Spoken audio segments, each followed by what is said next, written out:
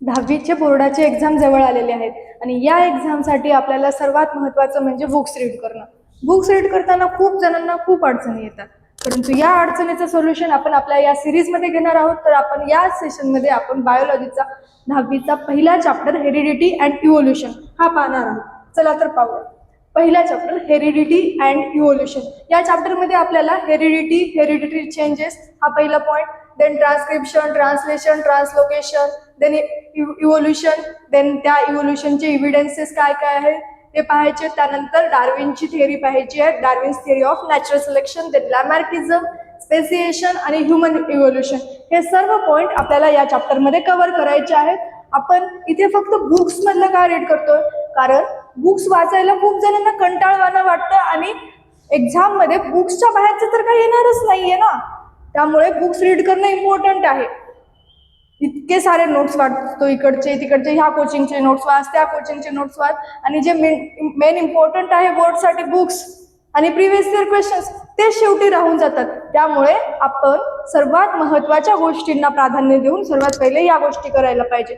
So books रिडिंगला आपण start करूया. सर्वात पहिले पहा, तुम्हाला या चॅप्टरच्या खाली तुम्हाला कॅन यू रिकॉल म्हणून 3 क्वेश्चन्स दिलेले आहेत. काय, which component of the cellular nucleus of living organism carries hereditary characters.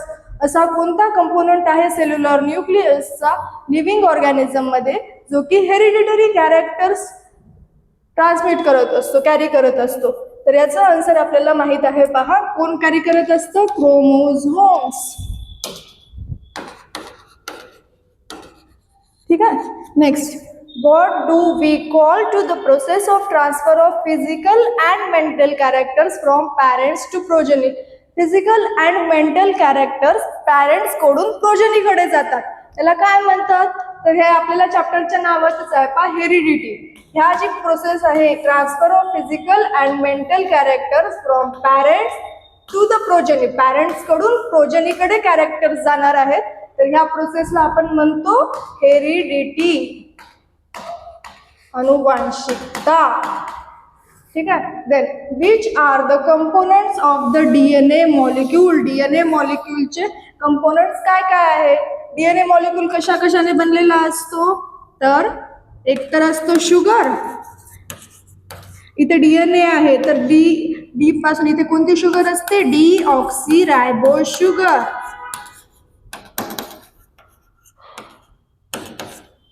नायट्रोजिनस base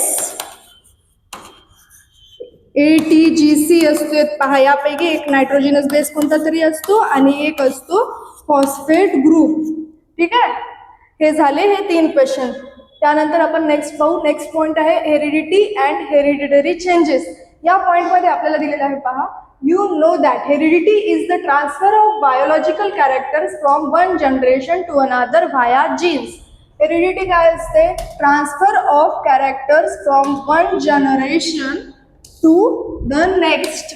एका जनरेशन पासून दुसऱ्या जनरेशन मध्ये. जसं की पहा, तुमचे मम्मी पप्पाचे काही कॅरेक्टर्स आता तुमच्यामध्ये दिसत असतील. जसं की तुमच्या मम्मी पप्पाच्या आयचा कलर जर ब्ल्यूइश असेल एखाद्याच्या, आणि तेच जर कॅरेक्टर्स त्याच्या प्रोजेनीमध्ये म्हणजे तुमच्यामध्ये दिसत असतील ब्ल्यू कलरचे, तर ती काय आहे? हेरिडिटी आहे. जसं की केसांचा शेप असतो, कोणाचे कर्ली असतात, कोणाचे स्ट्रेट असतात, किंवा मग आपला स्किन कलर असतो.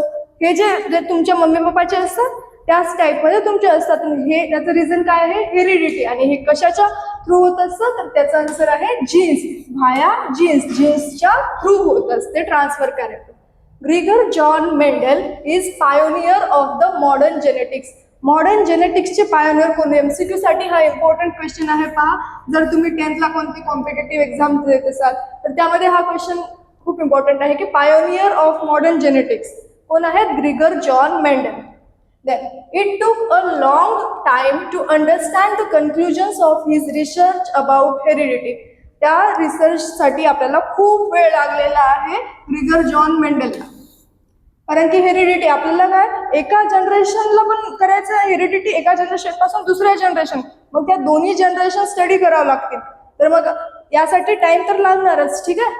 त्यामुळे कमी लाईफ स्पॅन असणार अशा ज्या गोष्टी आहेत, कमी लाईफ स्पॅन असणाऱ्या त्यांना घेऊन यावर स्टडी केला जातो.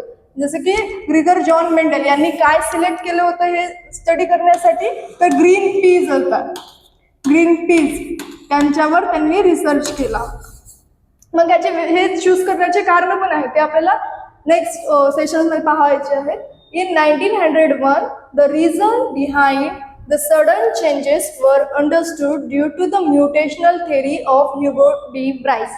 1901 मध्ये ह्युगो डी ब्राइस यांनी एक थेरी दिली होती, तिचं नाव काय होतं, म्युटेशनल थेरी.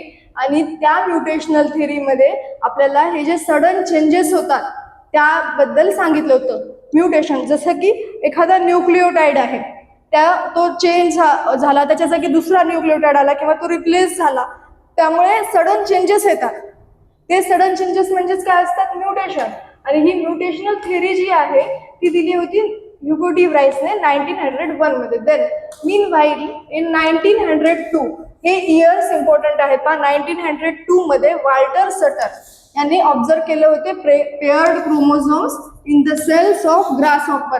ग्रासहॉपरच्या सेल्समध्ये पेयर्ड क्रोमोझोम्स यांनी पाहिले होते, कोणी, वॉल्टर अँड सटनने. Then until then it was not known to anyone, तोपर्यंत ह्याबद्दल कोणालाच काही माहिती नव्हतं.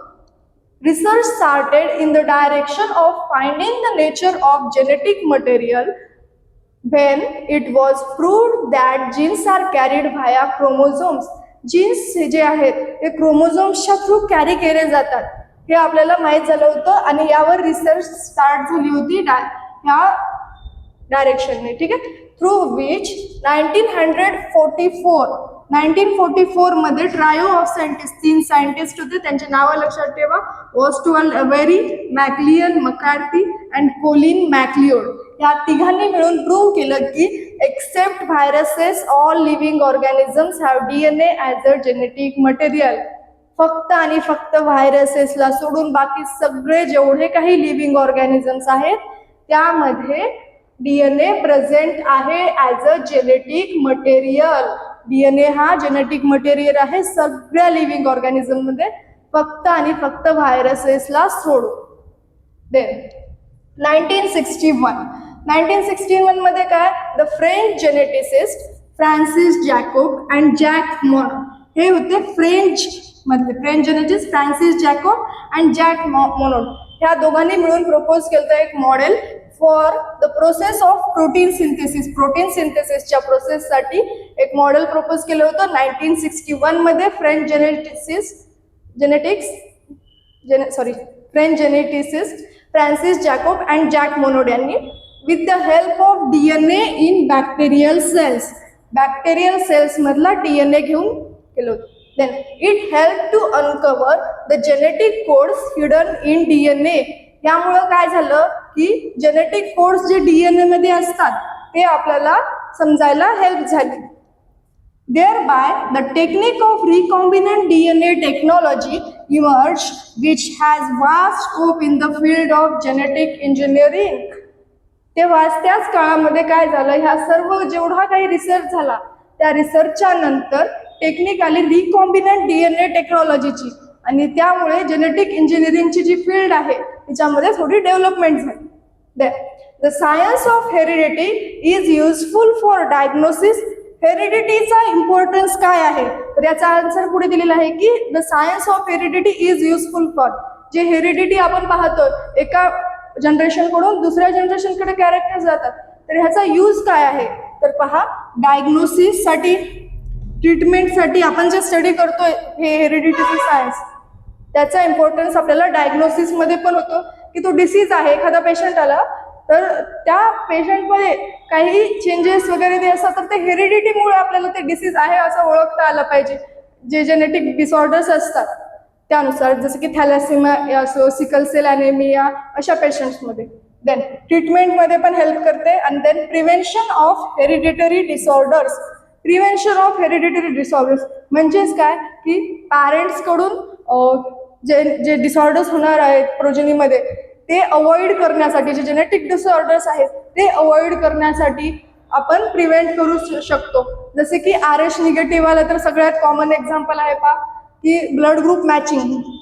जेव्हा लग्न होणार असतं त्या लग्नाच्या अगोदरच आपण जर ब्लड ग्रुप मॅचिंग केलेली असेल, ब्लड ग्रुप जर व्यवस्थित पाहून जर पॅरेंट्सचं मॅरेज जर झालेलं असेल तर जे प्रॉब्लेम्स होणार आहेत, जेनेटिक डिसऑर्डर्स होणार आहेत, त्याला आपण अवॉइड करू शकतो. Then production of hybrid varieties of animals and plants and in industrial processes in which microbes are used. Hybrid varieties आपण प्लांट्स आणि ॲनिमल्सच्या यूज करतो इंडस्ट्रियल प्रोसेसेसमध्ये, ज्यामध्ये की मायक्रोब्स यूज केले जातात. देन आपल्याला 3 प्रोसेसेस दिलेल्या आहेत पहा, ट्रान्सक्रिप्शन, ट्रान्सलेशन अँड ट्रान्सलोकेशन. ह्या तिन्ही प्रोसेस मिळून आपलं जी लाईफ आहे ती बनते. ह्या तिन्ही प्रोसेसला मिळून म्हणतात सेंट्रल डोग्मा ऑफ लाईफ. काय म्हणतात? Central dogma of life.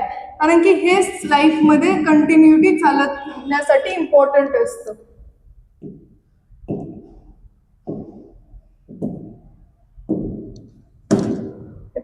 Then इथे तुम्हाला कॅन यू टेल मध्ये काही दिलेले आहेत क्वेश्चन की डीएनएचं स्ट्रक्चर ड्रॉ करा आणि टाईप्सचे RNA कोणकोणते आहेत ते ओळखा. तर डीएनएच्या स्ट्रक्चरमध्ये मेनली 3 गोष्टी असतात. एक तर आताच पाहिलं आपण काय, नायट्रोजिनस बेस, फॉस्फेट ग्रुप आणि डिऑक्सिरायबोज शुगर. ह्या 3 गोष्टींना काढू शकतो. आणि देन टाईप्स ऑफ RNA चे मेन 3 टाईप, mRNA, rRNA आणि tRNA. Then explain the meaning of genetic disorders and give names of some disorders. Genetic disorders म्हणजे काय असतात आणि त्यांचे काही नावं सांगा म्हणतात. जेनेटिक डिसऑर्डर्स म्हणजे काय आता सांगितलं, जे की पॅरेंट्स कडून प्रोजेनीमध्ये होत असतात. मग पॅरेंट्स कडून प्रोजेनीमध्येच होणार, त्यामुळे काही त्याची जर रिलेशन मध्ये मॅरेज झालेलं असेल, जसं की मामाची मुलगी, असं रिलेशनमध्ये जर मॅरेज झालेलं असेल रिलेटिव्ह मध्ये, तर त्यामध्ये हे जे डिसऑर्डर्स आहेत ते होण्याचे जास्त चान्सेस असतात. आणि ह्याची नावं सांगायची झालं तर थॅलेसेमिया आहे, down syndrome, sickle cell anemia यासारखे डिसऑर्डर्स होतात. With the help of RNA, the genes present in the form of DNA, with the help of RNA ची हेल्प घेऊन the genes present in the form of DNA, जे genes present आहे DNA वर, ते participate करतात in the functioning of cell. सेलचं जे functioning होणार आहे त्या फंक्शनिंग मध्ये ते पार्टिसिपेट करतात. And thereby control the structure and functioning of the body. आणि त्याचनुसार बॉडीचं स्ट्रक्चर आणि फंक्शन सुद्धा कंट्रोल करतात. Information about protein synthesis is stored in the DNA. DNA वर जी प्रोटीन सिंथेसिस होणार आहे त्याची इन्फॉर्मेशन स्टोअर केलेली असते. And synthesis of appropriate proteins as per requirement is necessary for body. Appropriate protein म्हणजे आपल्याला एखादं फंक्शन आहे सेलचं, ते सेलचं फंक्शन व्यवस्थित होणं यासाठी एक ते ॲप्रोप्रिएट, त्यासाठी जो आवश्यक आहे तो प्रोटीन बनणं खूप आवश्यक असतं. त्याची रिक्वायरमेंट बॉडीसाठी नेसेसरी असते. तसे ॲप्रोप्रिएट प्रोटीन बनवायचे असतील तर ही जी सिंथेसिसची प्रोसेस आहे ती व्यवस्थित व्हायला पाहिजे असते. Then these proteins are synthesized by DNA. हे जे प्रोटीन्स आहेत हे सिंथेसाइज केले जातात DNA ने, बाय DNA. बघा, प्रोटीन सिंथेसाइज केले जातात by DNA through the RNA. इथे थ्रू द RNA म्हणजे इथे RNA ची हेल्प घेतलेली आहे.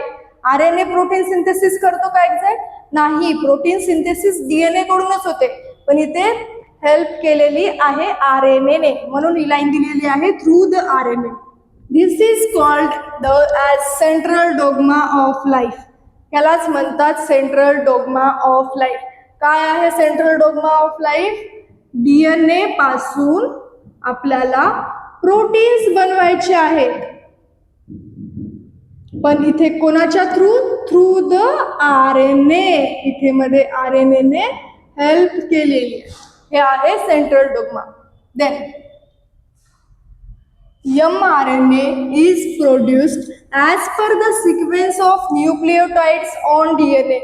mRNA प्रोड्यूस केला जातो कशाच्या सिक्वेन्स नुसार? जो न्यूक्लिओटाइडचा सिक्वेन्स आहे DNA वर त्या सिक्वेन्स नुसार एक mRNA प्रोड्यूस केला जातो.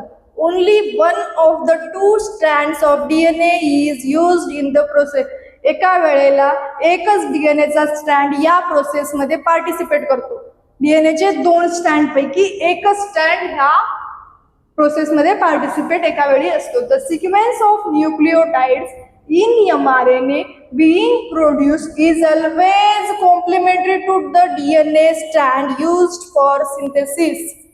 जो सिक्वेन्स असतो न्यूक्लियोटाइड्सचा mRNA वर जो प्रोड्यूस होणार आहे तो हमेशा हमेशा ऑलवेज दिलेला आहे शब्द पहा, always complementary to the DNA stand.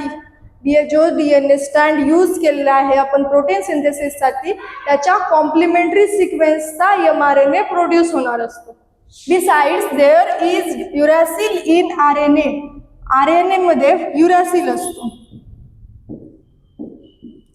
ठीक आहे, जो की डीएनए मध्ये नसतो. Instead of thymine of DNA. आणि इथे डीएनए मग त्या युरॅसिलच्या जागी काय, thymine. This process of RNA synthesis is called as transcription. जी RNA सिंथेसिसची प्रोसेस आहे ती आता आपण पाहिली तिला म्हणतात ट्रान्सक्रिप्शन. हे परत आपण डायग्राम थ्रू व्यवस्थित समजून घेऊ. पहा, ट्रान्सक्रिप्शन प्रोसेस. ट्रान्सक्रिप्शन प्रोसेस मध्ये काय होणार आहे पहा, इथे RNA बनणार आहे. हा जो mRNA प्रोड्यूस होणार आहे डीएनए पासून mRNA बनणार आहे. ह्याच प्रोसेसला आपण म्हणलेलं आहे ट्रान्सक्रिप्शन. सर्वात पहिले इथे डीएनएचा जो स्टँड आहे, 2 स्टँड एकमेकांमध्ये असे मिक्स झालेले असतात टँगल फॉर्म मध्ये. मग त्यांना अनटँगल असं सेपरेट करायचं आहे. तर सेपरेट करण्यासाठी इथे एक एन्झाईम येतो RNA पॉलिमरेज. हा एन्झाईम जेव्हा इथे ऍक्ट होतो तेव्हा हे 2 स्टँड असे एकमेकापासून थोडेसे दूर जातात आणि सेपरेट झालेले असतात. मग तेव्हा काय, हे ट्रान्सक्रिप्शनची प्रोसेस व्हायला चालू होणार. तर इथे जो mRNA बनणार आहे ह्या mRNA वर एक एक न्यूक्लियोटाइड ऍड होत जातो आणि ही ट्रान्सक्रिप्शनची प्रोसेस अशी कंटिन्यू होत जाते आणि mRNA प्रोड्यूस होत जातो. तर हा जे सिक्वेन्स आहेत हा याच्या कॉम्प्लिमेंटरी बनणार. म्हणजेच काय, हे जो डीएनए आहे डीएनए वर एक एक्झाम्पल म्हणून पहा, इथे सिक्वेन्स असेल ATGC ATG असा आपण सिक्वेन्स काहीतरी कन्सिडर करू. तर ह्याच्या अपोजिट काय होणार ते पहा, डीएनए वर असतो ATGC आणि RNA वर ॲडेनाईन पेअर करणार युरॅसिल सोबत, व्हॅनिन पेअर करणार सायटोसिन सोबत. हे असे पेअर्स असतात. एच्या इथे काय येणार आहे, इथे RNA प्रोड्यूस होणार आहे. इथे जर डीएनए असता त्या डीएनए मुळे एच्या इथे कॉम्प्लिमेंटरी असणार आहे टी, परंतु हा RNA प्रोड्यूस होत आहे. मग एच्या इथे कॉम्प्लिमेंटरी काय असणार आहे यू. आता टीच्या कॉम्प्लिमेंटरी काय असणार आहे ए. जीचा कॉम्प्लिमेंटरी काय आहे सीचा कॉम्प्लिमेंटरी जी. परत ए आला, एच्या कॉम्प्लिमेंटरी आता RNA प्रोड्यूस आहे म्हणून इथे आपण यू. टीचा कॉम्प्लिमेंटरी काय ए. अशा टाईपचे हे न्यूक्लियोटाइड ऍड होत जातात आणि हा mRNA बनतो. ह्याच प्रोसेसला म्हणायचं ट्रान्सक्रिप्शन. जास्त इकडचं तिकडचं जास्त विचार नाही करायचा. जेवढं बुकमध्ये आहे फक्त आणि फक्त तेवढंच घेणार, ठीक आहे. कारण की बुक्स आपल्याला आता मेन टार्गेट आहे एक्झाम पास करणं, ना की जास्तीचं एक्स्ट्रा करणं. The mRNA formed in the nucleus comes in cytoplasm. आता जो mRNA बनलेला आहे हा कुठे येतो सायटोप्लाझम मध्ये. ही जी ट्रान्सक्रिप्शन प्रोसेस झाली ही कुठे झाली होती न्यूक्लियस मध्ये. हा न्यूक्लियस मध्ये डीएनए आहे आणि डीएनएच्या पासून mRNA इथे बनला. त्यानंतर न्यूक्लियसच्या बाहेर आला तो mRNA कुठे सायटोप्लाझम मध्ये आणि सायटोप्लाझम मध्ये आल्यानंतर जी प्रोसेस चालू होते ती होते translation. The mRNA formed in the nucleus comes in cytoplasm. जो mRNA फॉर्म झाला होता न्यूक्लियस मध्ये तो आता आला सायटोप्लाझम मध्ये. It brings in the coded message from DNA. त्या mRNA जो मॅसेंजर RNA आहे त्याने कोडेड मेसेज आणला डीएनए कडून. The message contains the codes for amino acids. तो जो मेसेज आहे त्यावर कोड्स असतात कशासाठी अमायनो ऍसिड्स बनवण्यासाठी. अमायनो ऍसिड पासूनच काय बनणार आहेत, प्रोटीन. मग हे अमायनो ऍसिड बनण्यासाठीचे कोड आलेले आहेत. Then the code for each amino acid consist of 3 nucleotide. प्रत्येक कोड अमायनो ऍसिड्स बनवण्यासाठी, प्रत्येक एक अमायनो ऍसिड बनवण्यासाठीचा जो कोड आहे त्यामध्ये किती न्यूक्लिओटाइड आहेत, 3. It is called as triplet codon. म्हणून ह्याला काय म्हणलेलं आहे, ट्रिपलेट कोडॉन. 3 न्यूक्लिओटाइड आहेत म्हणून म्हटलेलं आहे ट्रिपलेट कोडॉन. आणि ह्या ट्रिपलेट कोडॉन बद्दल एक इम्पॉर्टंट सायंटिस्ट आहेत, त्यांचं नाव व्यवस्थित लक्षात ठेवा. पहा, डॉक्टर हरगोविंद खुराना. डॉक्टर हरगोविंद खुराना एक सायंटिस्ट आहेत इंडियन ओरिजिनचे, इंडियाचेच आहेत. पहा, Indian origin has made an important contribution in discovery of triplet codon. त्यांनी ट्रिपलेट कोडॉनच्या डिस्कवरीमध्ये इम्पॉर्टंट कंट्रीब्युशन आहे त्यांचं. त्यांनी काय केलंय की 20 अमायनो ऍसिड साठी ट्रिपलेट कोडॉन त्यांनी शोधून काढलेलं आहे, डिस्कवरी केलेली आहे. For this work he has been awarded with the Nobel prize in 1968.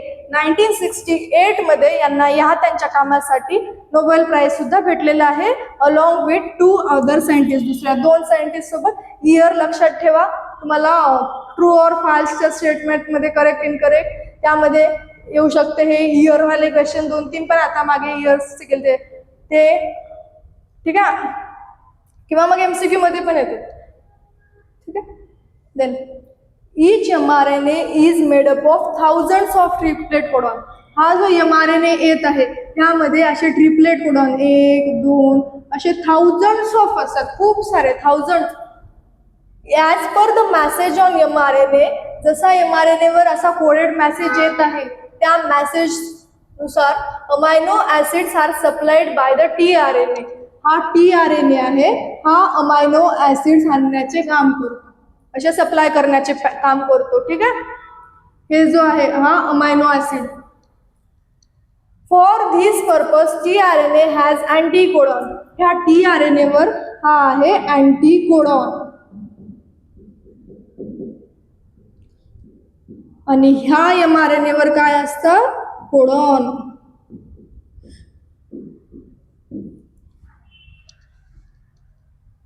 This is complementary sequence to the mRNA. mRNA वर जो आहे जो सिक्वेन्स त्याच्या कॉम्प्लिमेंटरी सिक्वेन्स असणार कुठे, ह्या tRNA वर, ज्याला की आपण म्हटलेलं आहे अँटीकोडॉन. आणि tRNA काय आणत आहे, अमायनो ऍसिड्स. आणि हा tRNA येऊन इथे पेरिंग करतो आणि ह्याच प्रोसेसला म्हणतात आपण translation. The amino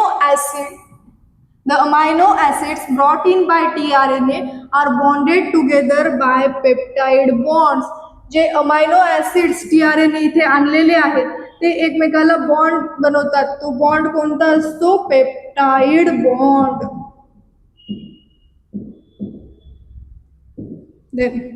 with the help of rRNA. आणि इथे हेल्प करणारा आहे हा rRNA, रायबोसोमल RNA. During this process, the ribosome keeps on moving from one end of mRNA to other end by the distance of one triplet codon. एका triplet कोडॉनच्या डिस्टन्सने हा ribosome एका साईडकडून दुसऱ्या साईडकडे असा मूव्ह केला जातो. From one end of mRNA to other end, एका एंडपासून दुसऱ्या एंडकडे. आणि ह्या प्रोसेसला आपण म्हणतो ट्रान्सलोकेशन. लोकेशन चेंज होत आहे. जी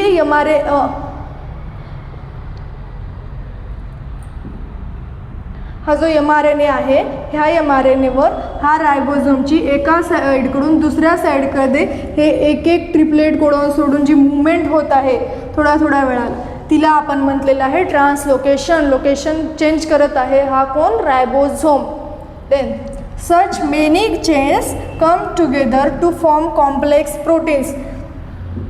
असे खूप सारे चेन्स, हे जे अमायनो ॲसिड्सला मध्ये पेप्टाइड बॉन्ड बनलेला आहे पा, असे अमायनो ॲसिड, 2 अमायनो ॲसिडमध्ये पेप्टाइड बॉन्ड, असे अमायनो ॲसिडची खूप सारी चेन असते. ते खूप साऱ्या चेन जेव्हा कंबाईन होतात तेव्हा मग बनतात कॉम्प्लेक्स प्रोटीन. आणि हीच आहे process of complex protein synthesis. जेव्हा तुम्हाला लॉंग आन्सर क्वेश्चनसाठी हा क्वेश्चन येईल, कॉम्प्लेक्स प्रोटीन सिंथेसिसची प्रोसेस एक्सप्लेन करा, किंवा मग what is central dogma of life, तेव्हा तुम्हाला ट्रान्स्क्रिप्शन, ट्रान्सलेशन, ट्रान्सलोकेशन ह्या तिन्ही प्रोसेसेस एक्सप्लेन कराव्या लागतील. तर मॅम हे काय जसं तसं पाठ करायचं का बुक्समधलं? नाही, बुक्समधलं आपण यासाठी वाचतोय की हे बुक्समधलं वाचून तुम्हाला तुमच्या भाषेत जे तुम्हाला फक्त हे अर्थ समजून घ्या की बुकमध्ये ह्या लाईन दिलेल्या आहेत, ह्या लक्षात राहायला पाहिजे आणि यानुसार तुम्हाला जेवढं आठवेल तेवढं तुम्ही बुक पेपरमध्ये लिहून या व्यवस्थित पॉईंट वाईज. ठीक आहे. Then these proteins control various function. इथे आता प्रोटीनचं फंक्शन दिलेलं आहे की प्रोटीन काय करतात. हे जे प्रोटीन बनणार आहेत, आपण पाहिलं कॉम्प्लेक्स प्रोटीन्स बनले, ह्यानंतर हे जे प्रोटीन्स बनलेले आहेत ते काय करणार आहेत, control various function in the body. बॉडीमधले खूप सारे फंक्शन कंट्रोल करण्याचं काम यांचं असतं. Of living organism and their appearance too. Functions तर कंट्रोल करतातच, त्याचबरोबर जो बॉडीचा अपीअरन्स आहे तो सुद्धा कंट्रोल करण्याचं काम प्रोटीन्स करतात. Proteins building blocks of body आहेत. देन आता सेंट्रल डोग्मा ऑफ लाईफ पाहिलं. त्यानंतर आपल्याला ह्या जर न्यूक्लियोटाईडच्या सिक्वेन्समध्ये मेन सिक्वेन्सपेक्षा जर काही चेंजेस आले तर काय होतं, त्या चेंजला काय म्हणतात ते आपल्याला नेक्स्ट पॅरामध्ये दिलेलं आहे. पहा, living organisms can produce new individuals. Living organisms नवीन इंडिव्हिज्युअल्स बनवतात त्यांच्यासारखेच, like themselves, due to genes only. हे कशामुळं शक्य होतं, फक्त आणि फक्त जीन्समुळं. And some of those genes are transmitted to the next generation without any changes. आणि यापैकी काही जीन्स जशास तसे पुढच्या जनरेशनला पास ऑन केले जातात, त्याच्यामध्ये काहीही चेंज न करता येतं, without any changes. Then due to this, ह्यामुळं काय होतं, some of the characters of parents are transmitted to their offspring. पॅरेंट्सचे काही कॅरेक्टर्स आहेत तेच त्यांच्या ऑफस्प्रिंग्स म्हणजे त्यांच्या लेकरांमध्ये दिसायला लागतात. हाऊएव्हर, तथापि, समटाईम्स, काही वेळा, सडन चेंजेस ऑकर. इथे एक शब्द दिलेला आहे पहा इम्पॉर्टंट, सडन चेंजेस. काही अचानक बदल होतात. कशामध्ये, ह्या जीन्समध्ये. ह्या जीन्समध्ये काही अचानक बदल होतात, त्यालाच आपण एक शब्द दिलेला आहे पहा, म्युटेशन. समटाईम्स, हे म्युटेशन म्हणजे काय होतं इथे दिलेलं आहे पहा की sometimes any nucleotide of the gene changes its position. काही न्यूक्लियोटाईड आहे, एखादा न्यूक्लियोटाईड तो त्याची पोझिशन चेंज करतो. इकडचा न्यूक्लियोटाईड इकडे जातो, इकडचा इकडे येतो, असं पोझिशन चेंज करतो. That causes a minor change. ह्यामुळे जर न्यूक्लियोटाईडनं त्याची पोझिशन चेंज केली थोडीशी तर त्यामुळे थोडासा मायनर चेंज होतो, विच इज नथिंग, आणि ह्यालाच म्हणतात mutation. Some mutation may be minor. काही म्युटेशन जे चेंज होतात ते छोटेसे असू शकतात, but some may be considerable. पण काही असे असतात ज्यांच्यावर आपल्याला विचार करावा लागतो, आपण ग्राह्य धरू शकतो, असे काही चेंजेस असतात. Example, mutation may cause the genetic disorders like sickle cell anemia. आणि काही म्युटेशन असे असतात त्यामुळे सिकल सेल ॲनिमिया पण होऊ शकतो. ठीक आहे. हे पहा, हे जो न्यूक्लियोटाईडचं ट्रिपलेट कोडांचा सिक्वेन्स दिसतो, कधी कधी हा काय झालेला दिसतोय, हा पूर्णपणे बाहेर निघून गेलेला आहे. आणि मग काय, हे जे दोन आहेत उरलेले हे एकमेकाला जॉईन होऊन जातात. किंवा मग काय होतो, हा जो सिक्वेन्स आहे न्यूक्लियोटाईडचा याच्या जागी हा पूर्ण गळून जातो आणि दुसरा नवीन एखादा सिक्वेन्स येतो, असं होतं. किंवा मग असे काही चेंजेस होतात, त्याला आपण म्हणलेलं आहे म्युटेशन. आणि ह्या म्युटेशन कधी कधी काहीच म्हणजे बदल घडून आणतो, तो आपल्याला कधी काही हार्म करत नाही, परंतु काही वेळा काय होतं त्यामुळे आपल्याला खूप मोठा हार्म पण होऊ शकतो, जसं की डिसीजेस होतात. इथे एक्झाम्पल दिलेलं आहे सिकल सेल ॲनिमिया. ठीक आहे. म्हणजेच म्युटेशन हमेशाच हार्मफुल असतात का, कधी कधी ते तेवढे हार्मफुल पण नसतात, पण कधी कधी हार्मफुल पण असू शकतात. ठीक आहे. देन कॅन यू रिकॉलमधून काही क्वेश्चन दिलेलं आहे पहा. What is the function of the appendix of our digestive system. अपेंडिक्सचं ऑपरेशन झालं असं तसं आपण खूप वेळा ऐकलं असेल, पण ह्या अपेंडिक्सचं काम नेमकं काय असतं. पूर्वीच्या काळी ना जे आपले ॲन्सेस्टर्स होते ते जे कच्चे फळं आहेत, कच्चे झाडाचं भाजीपाला आहे, हे सगळं कच्चं खायचे. जेव्हा अग्नीचा शोध लागला नव्हता तेव्हा कंदमुळे खायचे, झाडाचं पानं वगैरे तशाला तसेच खाऊन घ्यायचे. मग तेव्हा काय बॉडीमध्ये त्यांना पचवण्यासाठी ते सेल्युलोज जे आहे ते पचवण्यासाठी आपल्याला अपेंडिक्सची गरज होती. परंतु आता अग्नीचा शोध लागल्याच्यानंतर आपण जे अन्न भेटतं, अन्न शिजवून खातो, त्यामुळे ह्या अपेंडिक्सचं आपल्या शरीरामध्ये हळूहळू यूज कमी होत गेलेला आणि इव्होल्युशनच्या प्रोसेसमध्ये मग ह्या अपेंडिक्सचं आपल्याला काही फंक्शन उरलेलं नाही आहे सध्या तरी. ठीक आहे. त्यामुळे आत्ता जे आहे अपेंडिक्स त्याला आपण वेस्टिजियल ऑर्गन म्हणून कन्सिडर करतो. Are our wisdom teeth really useful for chewing the food. Wisdom teeth जे सगळ्यात शेवटी येतात, वयाच्या 25, 20 किंवा 25 वर्षाच्या नंतर यायला लागते विजडम टीथ, अक्कलदाढ ज्याला म्हणतो. तिचं आपल्या चावण्यामध्ये काही रोल आहे का? नाही. चावण्यामध्ये काय हे विजडम टीथचा यूज नसणार आहे. ठीक आहे. मोलार्स आणि प्रीमोलार्सच याच्यामध्ये थोडे कामाला येतात. Then why did the huge animals like dinosaur become extinct. डायनासोरसारखे एवढे मोठे प्राणी एक्सटिंक्ट का झाले? कारण त्यांना आजूबाजूचं जे इन्व्हायरमेंट होतं त्या इन्व्हायरमेंटमध्ये काहीतरी बदल आले असतील, क्लायमॅटिक चेंजेस झाले असतील, व्हॉल्कॅनिक इरप्शन्स. क्लायमॅटिक चेंजेसमुळे हे डायनासोरसारखे एवढे मोठे प्राणी एक्सटिंक्ट झाले. Why are many species of animals and birds getting extinct. आता सध्यासुद्धा खूप सारे ॲनिमल्स आणि बर्ड्सचे स्पेसीस एक्सटिंक्ट का होत आहेत?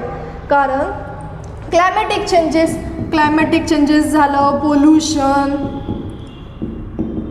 आणि ह्या ॲनिमल्स बर्ड्सला ज्या काही कंडिशन सुटेबल लागणार आहेत त्या कंडिशन आपल्याला त्या बर्ड्स ॲनिमल्सला भेटत नसेल, त्यामुळे ते एक्सटिंक्ट होतात. नेक्स्ट इव्होल्युशनवर आलेला आहे पहा आता टॉपिक. ह्या इव्होल्युशन म्हणजे काय? तर याची सर्वात पहिली डेफिनेशन दिलेली आहे. It is the gradual change occurring in living organism over a long duration. जेव्हा तुम्हाला SCQसाठी हा क्वेश्चन येतो की इव्होल्युशन म्हणजे काय, तेव्हा तुम्हाला ह्या इव्होल्युशनचा पूर्ण पॉईंट दिलेला आहे पुढं, तो लिहावा लागेल. तर हा व्यवस्थित पहा की इव्होल्युशन म्हणजे काय, ही डेफिनेशन पाठ करावी लागेल. इव्होल्युशन एक ग्रॅज्युअल चेंज आहे लिव्हिंग ऑर्गॅनिझम होणारा आणि त्यासाठी खूप वेळ लागतो. म्युटेशनचं पाहिलं, न्यूक्लिओटाईड सिक्वेन्स चेंज झाला लगेच गोष्टी चेंज होणार, पण इव्होल्युशनचं तसं आहे का? नाही. इव्होल्युशनला होण्यासाठी खूप कालावधी लागणार, हजारो करोडो वर्षसुद्धा लागतात. Then this is a very slow going process. ही खूप जास्त स्लो होणारी प्रोसेस आहे. Through which development of organism is achieved. आणि ह्या इव्होल्युशन थ्रू डेव्हलपमेंट होत असते. Then all the stages in changes occurred in various components ranging from stars and planets in space to the biosphere present on Earth should be included in the study of evolution. इव्होल्युशनच्या स्टडीमध्ये आपल्याला काय काय include केलं पाहिजे? काय stars and प्लॅनेटसुद्धा स्पेसमधले, then biosphere अर्थच्या अराउंडचं असलेलं, ह्या सर्व गोष्टी आपल्याला इव्होल्युशनच्या स्टडीमध्ये इन्क्लूड करायला पाहिजे. Formation of new species due to changes in specific characters of several generations of living organism as a response to natural selection is called as evolution. ही दिलेली आहे. परत एक डेफिनेशन पहा. नवीन स्पेसेसचं फॉर्मेशन होतं कशामुळे? Due to changes in specific characters of a several generation. Living ऑर्गॅनिझम्सचे जे खूप सारे जनरेशन वाईज जे स्पेसिफिक कॅरेक्टर्समध्ये चेंज होतं. कशामुळं? Due to response to natural selection. काय अफेक्ट करत आहे ते? Natural selection. हे रिस्पॉन्स आहे नॅचरल सिलेक्शनचा, यालाच आपण म्हणतो इव्होल्युशन. इथे एक मेन गोष्ट आहे पहा, फॉर्मेशन ऑफ न्यू स्पेसीस. इव्होल्युशनमध्ये नवीन स्पेसीसचं फॉर्मेशन होणं हे गरजेचं आहे. देन तुम्हाला ही इव्होल्युशनची प्रोसेस दिलेली आहे पहा इथे पुढे की 3.5 billion years ago life had been non extinct on the earth. 3.5 billion years ago, 3.5 billion वर्षापूर्वी पृथ्वीवर लाईफ अस्तित्वात नव्हती. ही तुम्हाला इव्होल्युशन एक्सप्लेन करायला क्वेश्चन येऊ शकतो. ठीक आहे. Then at the beginning there may have been only simple elements. Beginning सगळ्यात सुरुवातीला काय होते, फक्त आणि फक्त काही सिम्पल एलिमेंट्स होते ओशियनमध्ये, समुद्रामध्ये काही थोडेसे सिम्पल एलिमेंट्स होते. And these simple of organic and inorganic compounds may have been formed from those. आणि सिम्पल टाईपचे ऑर्गॅनिक आणि इनऑर्गॅनिक कंपाऊंड्स जे आहेत ते ह्या सिम्पल एलिमेंट्सपासून बनलेले आहेत. काय एलिमेंट्सपासून काय बनले, नंतर कंपाऊंड्स बनले. Complex compounds like proteins and nucleic acid may have formed over the longer period from those simple compounds. आणि हे जे सिम्पल कंपाऊंड्स बनले त्यापासून नंतर काही वर्षांनी नंतर कॉम्प्लेक्स कंपाऊंड्स आणि न्यूक्लिक ॲसिड बनले. हे पहा 3.5 बिलियन इयर्स ॲगो लाईफ होती का, नो लाईफ. त्यानंतर काही काळाने काही सिम्पल एलिमेंट्स फॉर्म झाले. बिगिनिंगला फक्त काही सिम्पल एलिमेंट्स होते आणि ह्या सिम्पल एलिमेंट्सपासून नंतर काय बनले, सिम्पल कंपाऊंड्स. आणि ह्या सिम्पल कंपाऊंड्सपासून नंतर बनले कॉम्प्लेक्स कंपाऊंड्स लाईक प्रोटीन्स अशा टाईपचे. जसं की सिम्पल एलिमेंट्स म्हणजे काय, कार्बन, हायड्रोजन, ऑक्सिजन अशा टाईपचा होता. परंतु नंतर याच्यापासून बनलेला असेल असा ऑक्सिजन किंवा मग H2O, वॉटर असे सिम्पल कंपाऊंड. आणि त्याच्यानंतरपासून बनलेले असते कॉम्प्लेक्स प्रोटीन्स वगैरे, जसं की C6H12O6 असा ग्लुकोजचा मॉलिक्यूल कॉम्प्लेक्स कंपाऊंड बनलेला असेल नंतर ह्या सगळ्या गोष्टी. Then first primitive type of cells may have been formed from the mixture of different type of organic and inorganic compounds. First primitive type of cell नंतर त्यानंतर ह्या कॉम्प्लेक्स कंपाऊंडपासून नंतर बनली first primitive type of cell organic आणि inorganic कंपाऊंड्सपासून. Then number of those cells may have increased at the cost of surrounding chemicals. जे सराउंडिंगला केमिकल होते त्याच्यानुसार नंतर नंबर ऑफ त्या सेलचा वाढला असेल. There may had been some differences among those cells and according to the principle of natural selection some may have shown good growth and some may have perished which could not adjust with the surroundings. हे जे cells बनलेले आहेत difference, हे जे cells आहेत ह्या सेल्समध्ये काही डिफरन्सेससुद्धा असू शकतात. आणि नॅचरल सिलेक्शनचा जो प्रिन्सिपल आहे त्या नॅचरल सिलेक्शनच्या प्रिन्सिपलनुसार काहींनी चांगली ग्रोथ शो केलेली असेल आणि काही पेरिश झालेले असतील, निघून गेलेले असतील या सगळ्या प्रोसेसमधून. विच कुड नॉट ॲडजस्ट, जे सराउंडिंगसोबत ॲडजस्ट करू नाही शकले, जे सराउंडिंगसोबत टिकू नाही शकले ते ह्यामध्ये सर्वाईव्ह पण नाही करू शकले असतील आणि ह्या त्याच्यामधून पेरिश झालेले असतील. ठीक आहे. आणि काही जे असतील त्यांनी गुड ग्रोथ केली असेल आणि ते नॅचरल सिलेक्शनच्या प्रिन्सिपलनुसार ते राहिलेले असतील सर्व. नंतर काय, यानुसार आता प्रेझेंटला at present crores of species of plants and animals, सध्या करोड्स ऑफ स्पेसिस आहेत प्लांट्स आणि ॲनिमल्सचे आणि त्यामध्ये सुद्धा डायव्हर्सिटी आहे, huge diversity. Regarding shape and complexity, त्यांच्या शेप आणि कॉम्प्लेक्झिटीमध्ये सुद्धा खूप फरक आहे. Complexity are present on the earth. Animal diversity ranges from the unicellular amoeba and paramecium to, हे पहा ॲनिमल डायव्हर्सिटीमध्ये काय की ती त्या ॲनिमल्समध्ये युनिसेल्युलर पण आहेत, युनिसेल्युलर ॲनिमल्स लाईक अमिबा आणि पॅरामेशियम, त्यापासून मल्टीसेल्युलर खूप असे जास्त मोठे जास्त सेलवाले मॅन आणि जायंट व्हेल असे सुद्धा प्रेझेंट आहेत. देन प्लांट डायव्हर्सिटीची गोष्ट केली. प्लांट डायव्हर्सिटीमध्ये काय आहे, खूप सारे स्पेसिस आहेत, various species ranging from unicellular क्लोरेल्लापासून ते ह्यूज बनियन ट्रीपर्यंतचे स्पेसिस प्लांटमध्ये दिसतात. हीच आहे plant diversity. The life exist on earth everywhere. अर्थवर लाईफ एक्झिस्ट करते from equator to both the poles. इक्वेटरपासून दोन्ही पोल्सकडे अर्थवर लाईफ एक्झिस्ट करते. Organisms are present at all the places like air, water, land, rock etcetera. Organisms सर्वत्र आहेत. अशी कोणतीच पृथ्वीवर जागा नाही सोडली की जिथे ऑर्गॅनिझम्स नाही आहेत. Humans have shown curiosity about origin of life and reasons for such a great diversity in life present on the earth. ह्युमन्सने ह्या सर्व जी डायव्हर्सिटी पाहिली आपण ॲनिमल डायव्हर्सिटी, प्लांट डायव्हर्सिटी, ह्यांच्याबद्दल माणसाच्या मनात उत्सुकता होती की ही जी आहे ती कशी आली असेल, माणसाची ओरिजिन कशी झालेली असेल, ओरिजिन ऑफ लाईफ, आणि ह्यांच्या मागे काय रिझन्स असतील. ही एवढी डायव्हर्सिटी आहे आपल्या लाईफची अर्थवर, त्याच्या मागचे काय कारणं असतील हे सगळं शोध एन्शियंट पिरियडपासून, सुरुवातीच्या काळापासून याच्यामध्ये त्यांना क्युरियोसिटी आहे. आणि याच क्युरियोसिटीमुळे त्यांनी त्याचे आन्सर्स फाइंड करत करत इतक्या साऱ्या थेरीज आल्या इव्होल्युशनच्या. डिफरंट थेरीज, यासाठीच काय बनल्या, डिफरंट थेरीज बनल्या. कशासाठी, about origin and evolution of life have been propose till today.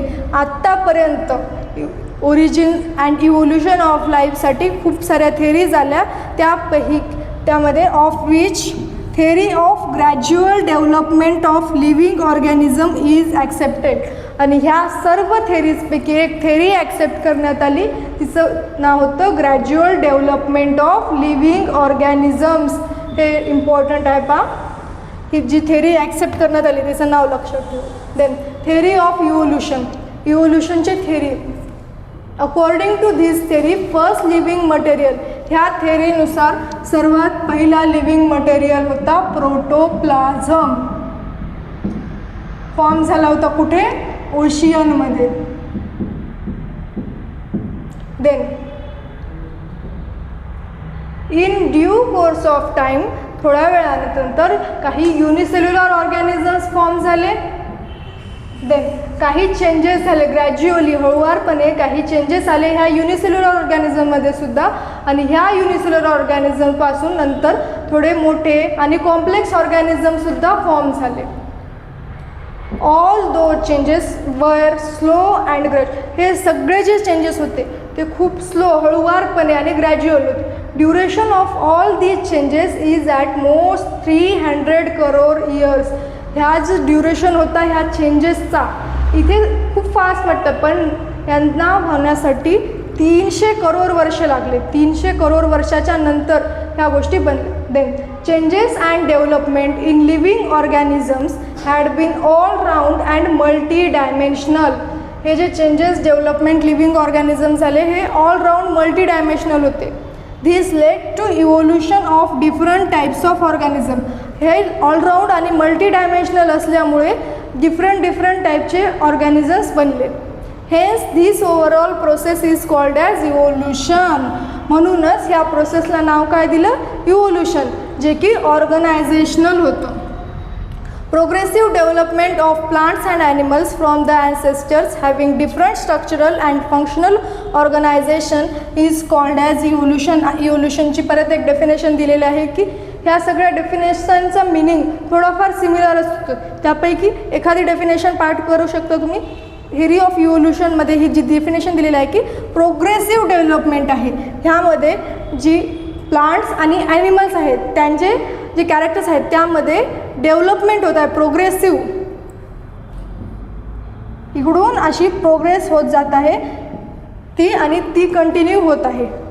Of plants आणि ॲनिमल्समध्ये त्यांच्या ॲन्सेस्टरपासून ते आत्ता जे आहेत त्यांच्यापर्यंत त्याच्यामध्ये डिफरंट टाईपचे स्ट्रक्चरल अँड फंक्शनल ऑर्गनायझेशन आहेत. देन नेक्स्ट हे सगळं इव्होल्युशन होतं आहे, त्याचे काही पुरावे आहेत की हे इव्होल्युशन का होतं. जे झालेले आहेत ते इव्होल्युशनचे साक्षी असणारे काही पुरावे, इव्हिडन्सेस ऑफ इव्होल्युशन. पहा, collective thinking upon all above mentioned theories implies that evolution is everlasting process of changes.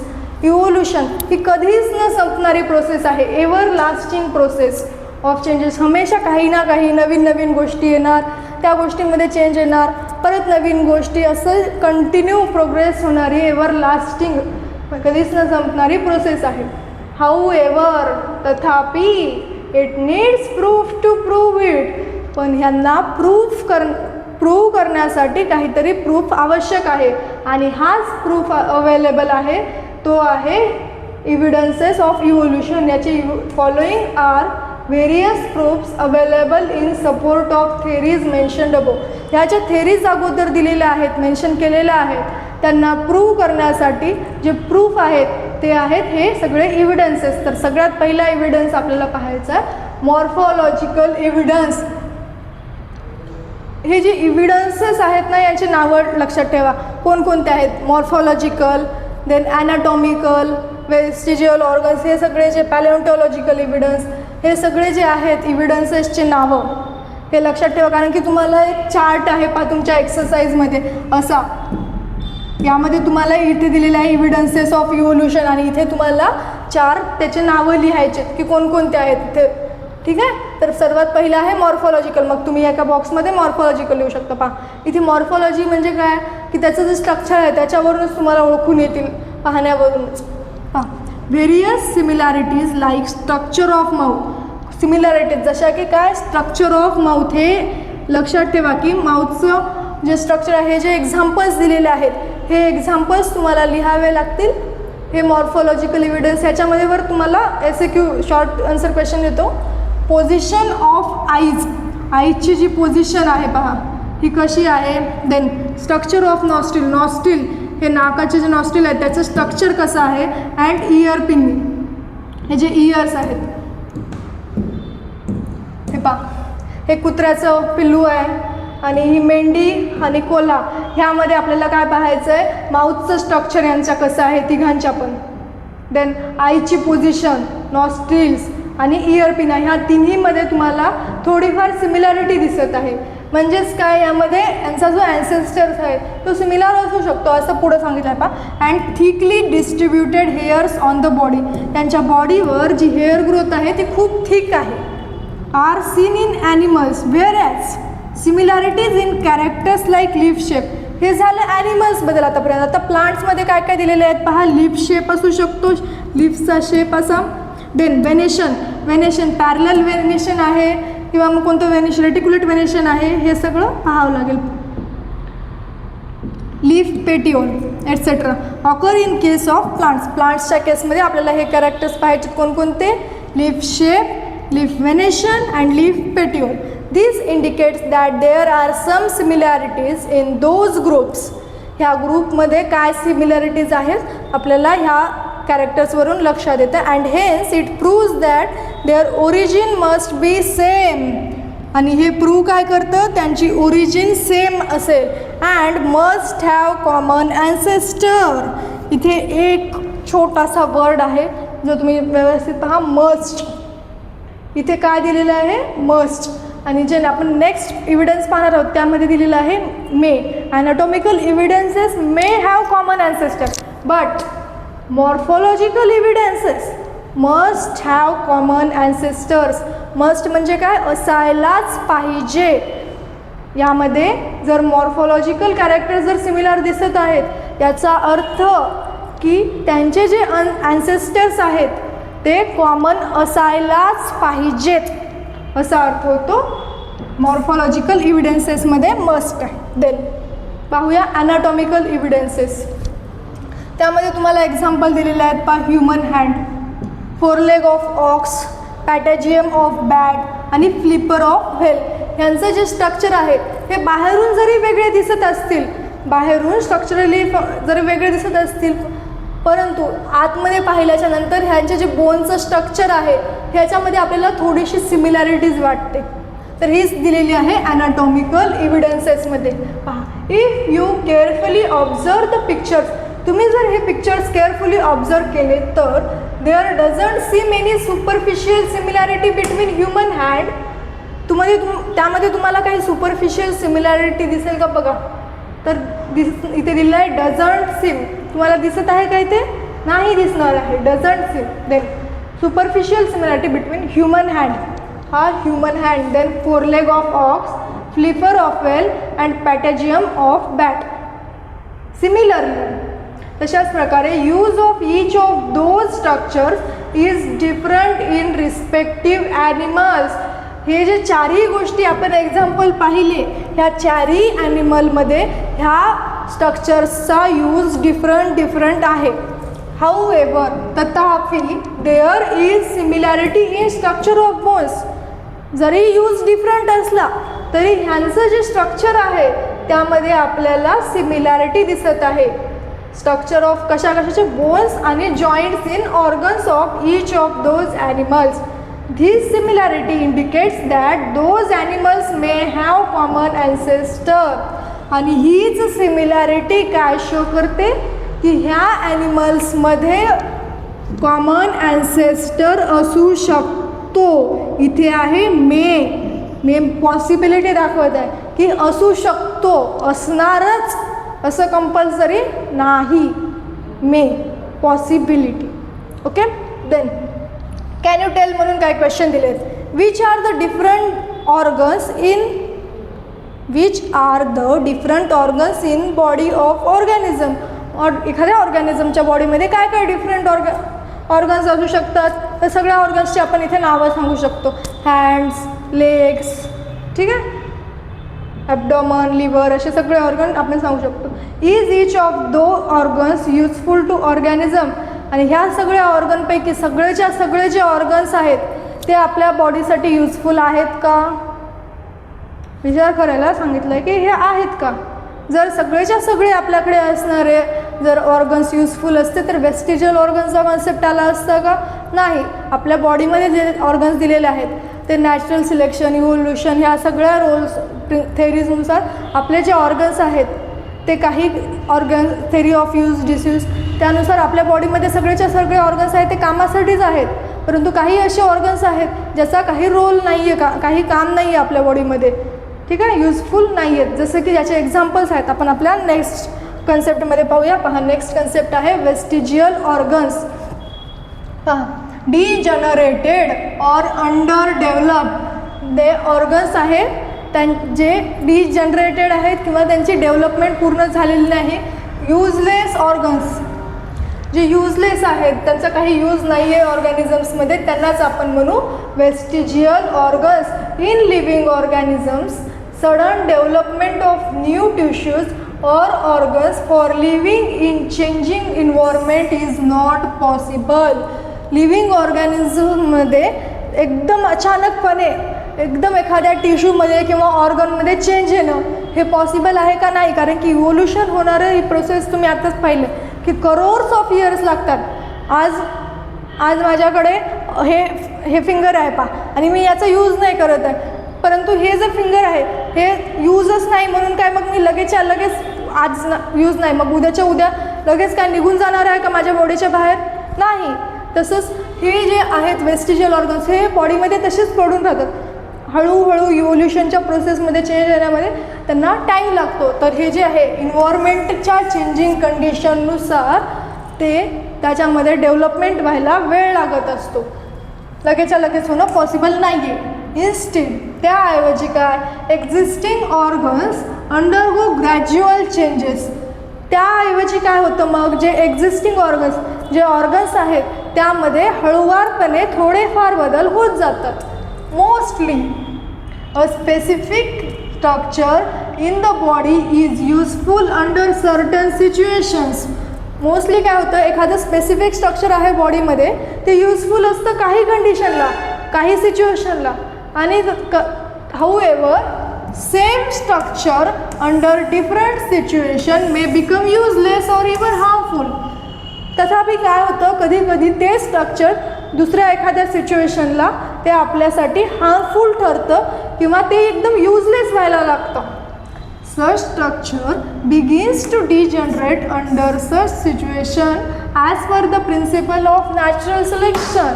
Natural सिलेक्शनच्या प्रिन्सिपलनुसार असं जे स्ट्रक्चर आहे ते हळूहळू डिजनरेट व्हायला लागतं अशा सिच्युएशनमध्ये. अशा सिच्युएशन म्हणजे केव्हा, जेव्हा तो युजलेस किंवा हार्मफुल आहे अशा सिच्युएशनमध्ये. Then it takes thousands of years for a structure to disappear. एखादं स्ट्रक्चर बॉडीमधून पूर्णच्या पूर्ण डिसॅपियर व्हायला थाउजंड्स ऑफ इयर्स लागतात. आणि such organs are seen in different phases of disappearance in different animals. Different ॲनिमल्समध्ये डिफरंट फेजेसमध्ये हे डिसॅपिरन्स होणार आहे, तरीसुद्धा ते ऑर्गन्स त्या ऑर्गॅनिझममध्ये प्रेझेंट राहिलेले दिसून येतात आपल्याला. Such organ though non functional, असे ऑर्गन नॉन फंक्शनल जरी असले एखाद्या ऑर्गॅनिझममध्ये, it may be functional in other organism, तेच ऑर्गन दुसऱ्या एखाद्या ऑर्गॅनिझममध्ये फंक्शनल असू शकतात. That it is not vestigial in other organism, म्हणजे सगळ्याच्या सगळ्या ऑर्गॅनिझममध्ये तेच ऑर्गन वेस्टिजियल असू शकते असं नाही. म्हणजेच काय, आपण म्हणलं होतं की आपले जे ॲन्सेस्टर्स होते ते झाडं पालं कंदमुळे असं जे कच्चे फळं वगैरे खायचे अग्नीचा शोध लागायच्या अगोदर, तेव्हा आपल्याला अपेंडिक्सची गरज होती. परंतु आता आपण अन्न शिजवून खातो त्यामुळे अपेंडिक्सचा काही रोल उरलेला नाही. परंतु आत्तासुद्धा जे जनावरं आहेत गाय बकरी, ते आत्तासुद्धा झाडाचे पानं खातात, जे कच्च्या गोष्टी आहेत ते खातात. मग त्यांच्या बॉडीमध्ये काय गरज असणारच ना अपेंडिक्सची. मग त्यांच्यासाठी तो ऑर्गन वेस्टिजियल आहे का, नाही. तर हेच त्या लाईनमध्ये दिलेलं आहे, it is not vestigial in other organisms. म्हणजे आपल्यासाठी जरी तो वेस्टिजियल असला, आपल्यासाठी जरी बिनकामाचा असला, तरी त्या जनावरांसाठी तो वेस्टिजियल आहे का, नाही. त्यांच्यासाठी तर तो कामाचा आहे. याच लाईन्स. देन अपेंडिक्स एक्झाम्पल दिलेलं आहे पहा अपेंडिक्सचं, which is useless to human. Appendix जो की ह्युमनसाठी कसा useless, is useful and fully functional organ. Useful पण आहे, फुल्ली फंक्शनल पण आहे. रुमिनंट्स, कोणामध्ये, रुमिनंट्समध्ये, जे रुमिनंट्स आहेत झाडं पालं ते खातात ते गाय बकरी अशी. Similarly muscles of ear pinna, तशाच प्रकारे इयर पिन्नाचे जे मसल्स आहेत ear muscles, which are useless to humans, जे ह्युमन्ससाठी युजफुल नाही आहेत, युजलेस आहेत, तसे are useful in monkeys for movement of ear pinna. Ear पिन्नाची मुवमेंट करण्यासाठी ते मंकीजमध्ये युजफुल आहेत. Then various vestigial organs like tail bone, coccyx, हे पहा हा टेल बोन यासारखा. देन सेकंड एक्झाम्पल दिले wisdom teeth and body hairs. Body hairs are present in the body of human beings. Body हेअर्सचं काय फंक्शन आहे, जे की थंडीचं वातावरण असतं अशा प्रदेशामध्ये, थंड प्रदेशामध्ये बॉडी हेअर्स जर जास्त असतील तर थंडी कमी लागते असं म्हणतात.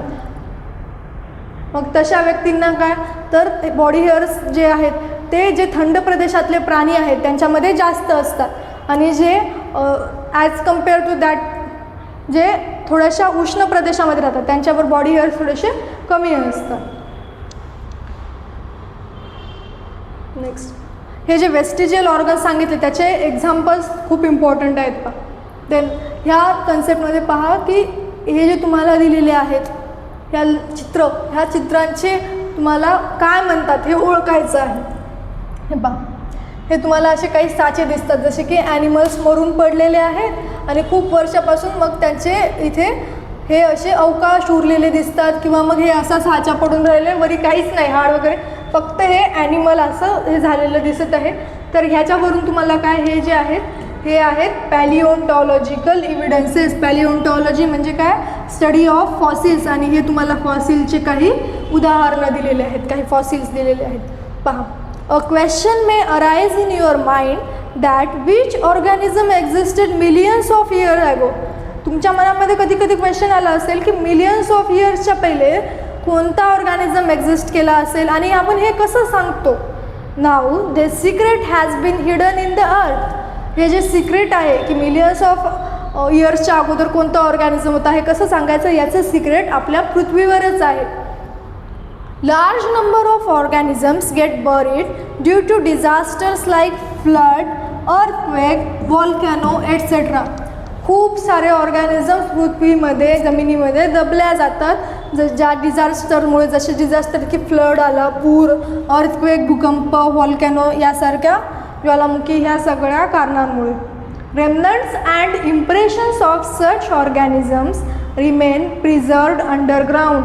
त्यांचे जे अवशेष आहेत, त्यांचे जे अवशेष ते जमिनीमध्ये तसेच पडून राहतात, खूप प्रिझर्व केले जातात, जमिनीमध्येच अंडरग्राऊंड खूप दिवस तसेच राहतात आणि त्यांनाच आपण म्हणतो फॉसिल्स. आणि ही study of fossils important aspect आहे इव्होल्युशनची स्टडी करण्यासाठीचा. हा पण एक इव्हिडन्स ऑफ इव्होल्युशन आहे, पॅलिओन्टॉलॉजिकल इव्हिडन्सेस. आतापर्यंत आपण 4 इव्हिडन्सेस ऑफ इव्होल्युशन पाहिले. कोणकोणते? सर्वात पहिले आपण पाहिला morphological evidence, then anatomical, then vestigial organs आणि आता फॉसिल्सचा पॅलिओन्टॉलॉजिकल इव्हिडन्स. देन आपण हे फॉसिल्सची जी स्टडी आहे त्यासाठी तुम्हाला एक कार्बन डेटिंग मेथड असते, त्याबद्दलचा हा नेक्स्ट पॅरा आहे. Carbon consumption of animals and plants stops after death. कार्बनचं कन्झप्शन, कार्बन आपल्या बॉडीमध्ये जो जातो तो ग्लुकोजच्या फॉर्ममध्ये असते. C6H12O6 बॉडीमध्ये ग्लुकोज असतं, त्यात कार्बनचा जो असतो तो आपल्या बॉडीमध्ये कन्झप्शन होत असतं. परंतु मृत्यूच्या नंतर कोणता आपण कार्बन खाणार आहे? नाही ना, ग्लुकोज नाही ना मृत्यूच्या नंतर. तेच दिलेलं आहे की carbon consumption of animals and plants stops after death. डेथच्या नंतर हे कार्बन कन्झप्शन स्टॉप होऊन जातं. सिन्स देन, त्यानंतर only the decaying process of C14 occurs continuously. C14 radioactive आहे आणि याचं जे डिकेइंग आहे ते कंटिन्युअसली होत जातं. In case of dead bodies of plants and animals instead of remaining constant. जे डेड बॉडीज आहेत प्लांट आणि ॲनिमल्सचे, त्यामध्ये हे कॉन्स्टंट राहण्याच्या जागी जो रेशो असतो C14 आणि C12चा तो चेंज होत असतो कंटिन्युअसली. जसं की C12 जो आहे तो नॉन रेडिओ ॲक्टिव्ह आहे, म्हणजे त्याचं डिके होणार आहे का, ते संपणार आहे का नाही. C12 असं हळूहळू कमी होत जात नाही, पण C14 जे आहे ते रेडिओ ॲक्टिव्ह आहे आणि ते हळूहळू कमी होत जातं आणि ते पण कमी व्हायला पण त्याला पण खूप वर्ष लागतात. आणि त्याच रेशोनुसार आपण त्या एज इस्टिमेट करतो की एज किती आहे. The time passed since the death of plant or animal can be calculated by measuring the radioactivity of C14 and ratio of C14 to C12 present in their body. आपण कशानुसार time इतका वेळ झालेला आहे याला मृत्यू होऊन, हे आपण कशावरून डिसाईड करतो? जी रेडिओ ॲक्टिव्हिटी आहे C14ची हा एक, देन काय ratio of C14 to C12 ह्या 2 गोष्टी. Then this is carbon dating method आणि ह्याच मेथडला आपण म्हणतो carbon dating method. It is used in palaeontology and anthropology for determining the age of human fossils and manuscript. कशासाठी? Age of human fossils and manuscript यासाठी आपण ही carbon dating method use करतो. Once the age of fossil have been determined by such technique, जेव्हा अशी age determine केली जाते फॉसिल्सची, त्यानंतर it becomes easy to deduce the information about other style organisms. दुसऱ्या ऑर्गॅनिझमबद्दल पण आपल्याला इन्फॉर्मेशन कन्सिडर करायला इझी जातं. It seems that vertebrates have been slowly originate from invertebrates. आणि ह्यानुसारच आपण एक गोष्ट सांगू शकतो की व्हर्टिब्रेट्स जे आहेत have been slowly originated from invertebrates. इनव्हर्टिब्रेट्सपासून व्हर्टिब्रेट्स ओरिजिनेट झालेले आहेत, आपण ह्या स्टडीनुसार सांगू शकतो. हा ट्रू ऑर फॉल्ससाठीची लाईन इम्पॉर्टंट आहे. पहा, व्हर्टिब्रेट्स इव्हॉल्व झालेले आहेत इनव्हर्टिब्रेट्सपासून. पहिले इनव्हर्टिब्रेट्स होते, देन व्हर्टिब्रेट्स. नेक्स्ट सायंटिस्टचं एक इंट्रोडक्शन दिलेलं आहे. पहा, कार्बन डेटिंग मेथडच्या रिलेटेड आहेत. Carbon dating method is based upon the radio active decay of naturally occurring C14. जो नॅचरली ऑकरिंग C14 आहे त्याच्या डिकेवर बेस्ड आहे ही कार्बन डेटिंग मेथड. आणि ही डेव्हलप केली होती विलियार्ड लिबी या सायंटिस्टने.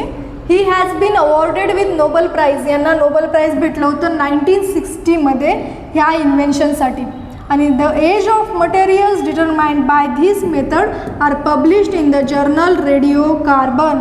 आणि ह्या मेथडने त्यांनी जे एज डिटरमाइन केलेले होते ते रेडिओ कार्बन ह्या जर्नलमध्ये पब्लिश झाले होते. हे आहेत ते सायंटिस्ट विलियम लिबी. देन तुम्हाला ही एक डायग्राम दिलेली आहे, सेडिमेटरी रॉक्स अँड फॉसिल्सची. सगळ्यात पहिले पहा, हे जे रॉक्स अँड फॉसिल्स आपण जमिनीमध्ये हे बघितल्यानंतर हे पहा, हे जे आहेत सर्वात पहिले खाली इनव्हर्टिब्रेट्सपासून व्हर्टिब्रेट्स डेव्हलप झालेले आहेत. तर सगळ्यात खालचा जो तुम्हाला हे रिजन दिसत आहे हा आहे पॅलिओझोईक एरा. यामध्ये कोण कोण होतं? इन्व्हर्टिब्रेट्स होतं सगळ्यात पहिले, देन पायसेस, ॲम्फिबिया हे सगळे होते पॅलिओझोईक एरामध्ये. देन मिसोझोईक एरा, मिसोझोईक एरामध्ये होते रेप्टाईल्स. सिनोझोईक एरामध्ये होते mammals, birds that like Aves. Next connecting links. Connecting links म्हणजेच काय? तर त्याचे फेमस इथे तुम्हाला 3 एक्झाम्पल्स दिलेले आहेत पहा, डक बिल प्लॅटिपस, लंगफिश आणि पेरिपॅटस. पेरिपॅटस देन यामध्ये कनेक्टिंग लिंक्स यामध्ये तुम्हाला एक समजण्यासारखी एक छोटीशी गोष्ट असते की पहा, हे 3 ऑर्गॅनिझम ए, बी आणि सी, ह्या 3 ऑर्गॅनिझमपैकी ए आणि सी ह्या 2 ऑर्गॅनिझम्समध्ये काही कॅरेक्टर्स आहेत. हा दुसऱ्या किंगडमला बिलॉंग करतो, हा दुसऱ्या किंगडमला बिलॉंग करतो.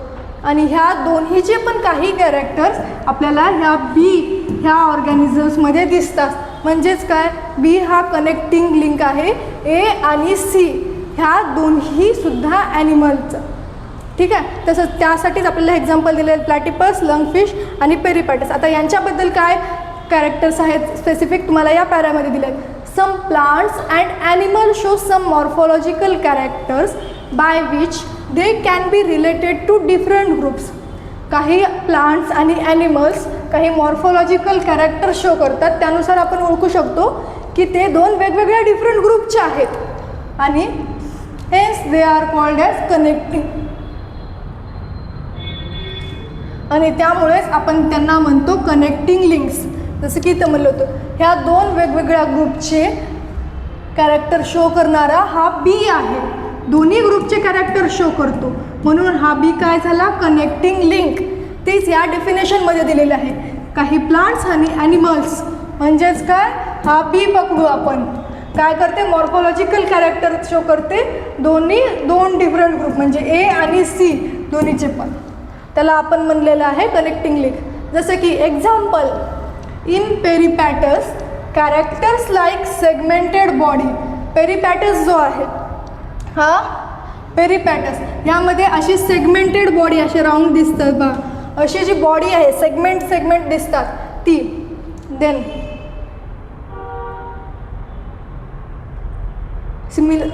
पेरिपॅटस characters like segmented body, thin cuticle म्हणजे एक प्रोटेक्टिव्ह कवरिंग असते त्याच्यावर, मॉइस्ट क्युटिकल म्हणतात तशी covering, and parapodia like organs are present.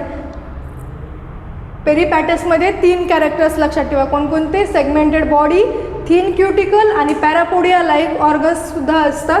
आणि हे जे कॅरेक्टर्स आहेत थिन क्युटिकल वगैरे हे सगळे जे आहेत हे आहेत ॲनेलिडाचे. देन त्याचसोबत त्याच्यामध्ये काय? ट्रकियल रेस्पिरेशन पण असतं, ओपन सर्क्युलेटरी सिस्टीम पण असते. आणि हे tracheal respiration, open circulatory system हे कॅरेक्टर्स कोणाचे आहेत? आर्थ्रोपोड्सचे. ॲनेलिडा आणि आर्थ्रोपोडा ह्या दोन्हीची पण हे दोन्ही काही कॅरेक्टर शो करतो पेरिपॅटस. म्हणून पेरिपॅटस ही काय आहे? Connecting link between annelida and arthropoda. This indicates that peripatus is connecting link between annelida and arthropoda.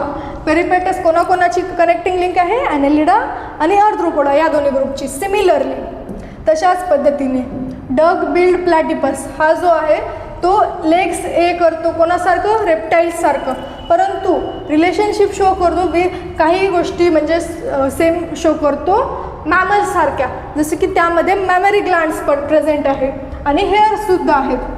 हा काय करणार? एग्स ले करणार कोणासारखं?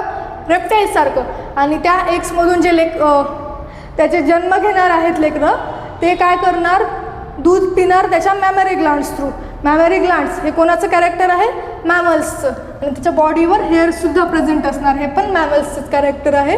सो हा डक बिल प्लॅटिपस हा कनेक्टिंग लिंक असेल कोणाकोणामधला? Reptiles and mammals. Next lungfish. Lungfish performs respiration with lungs irrespective of being fish. Lungfish fish आहे तरीसुद्धा ती लंग्सने रेस्पिरेशन करते. हे पण आहे connecting link between fish and mammals. These examples indicate that mammals are evolved from reptiles. हे एक्झाम्पलनुसार आपण काय कन्सिडर करू शकतो की मॅमल्स जे आहेत ते इव्हॉल्व झालेले आहेत रेप्टाईल्सपासून आणि ॲम्फिबियन्स जे आहेत ते इव्हॉल्व झालेले आहेत फिशेसपासून.